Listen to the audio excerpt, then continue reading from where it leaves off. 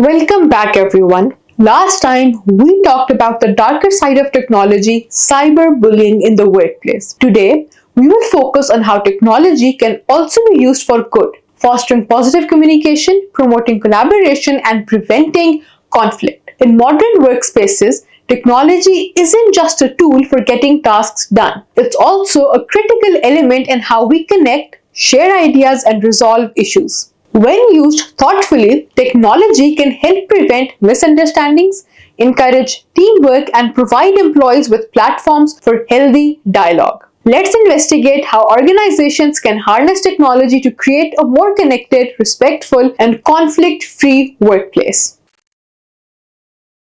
By the end of today's lecture, you should be able to understand how technology can promote positive communication in the workplace. Learn about specific tools and platforms that foster collaboration and reduce conflict. Explore strategies for using technology to create a supportive, inclusive, and respectful work environment.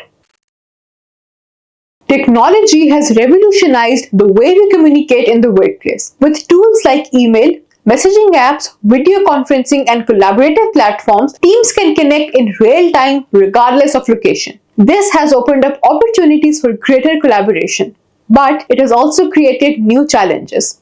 Miscommunication, tone misunderstandings, and lack of personal connection can easily lead to conflict. However, with the right approach, these tools can actually prevent conflict and promote positive interactions by improving clarity, transparency, and inclusivity.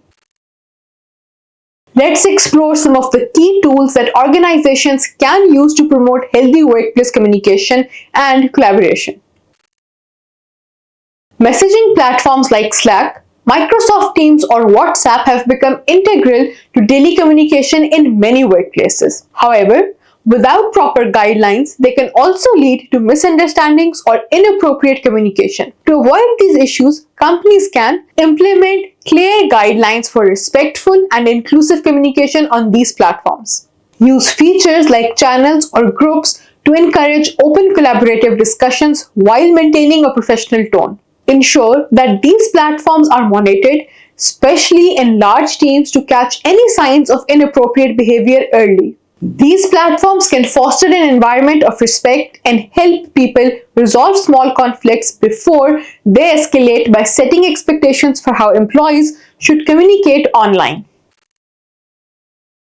Platforms like Google Workspace, Trello, or Asana allow teams to work on projects collaboratively, where everyone can see the progress being made and share updates. These tools provide transparency that prevents many common sources of conflict, such as misunderstanding about who is responsible for what, unclear deadlines or expectations, lack of recognition for individual contributions.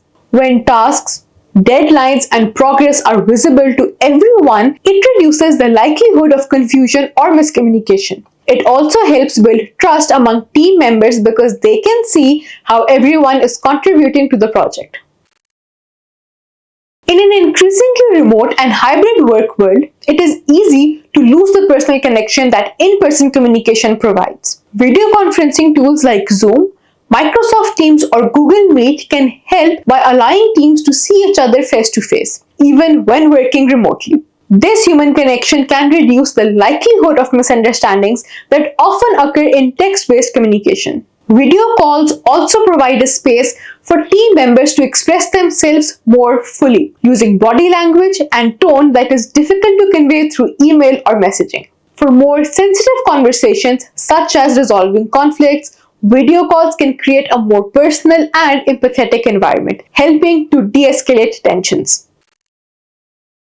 Anonymity can empower employees to speak up about the issues without fear of retaliation. Platforms like Office Vibe, 15Five, or SurveyMonkey allow employees to provide anonymous feedback on teams' dynamics, leadership, and concerns that they have about the workplace culture. This feedback is invaluable for managers and HR teams to address potential problems early and improve communication before conflicts arise. When employees feel that their voices are heard and their concerns are addressed, it creates a culture of trust and transparency, reducing the risk of conflicts going unnoticed. Now that we have looked at the tools, let's explore how organizations can use these technologies proactively to prevent conflict and foster a more supportive workplace.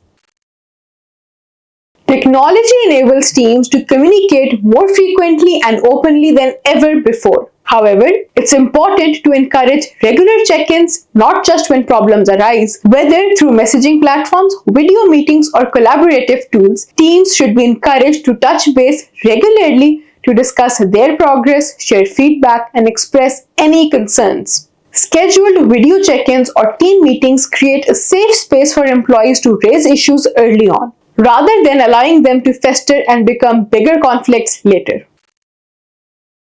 When using collaborative tools, it is essential to promote inclusivity, ensure that everyone on the team has access to the same platforms and is encouraged to contribute. Be mindful of remote workers who might feel left out of informal conversations or team discussions. Make sure that all voices are heard, whether in a shared workspace or during video meetings. Prevents feelings of isolation and ensures that everyone feels valued.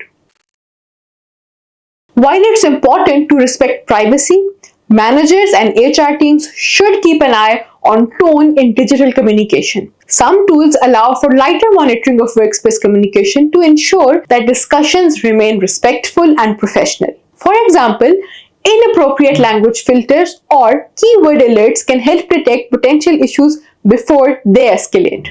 By addressing problematic behavior early, such as passive-aggressive messages or exclusionary comments, you can stop conflicts from developing.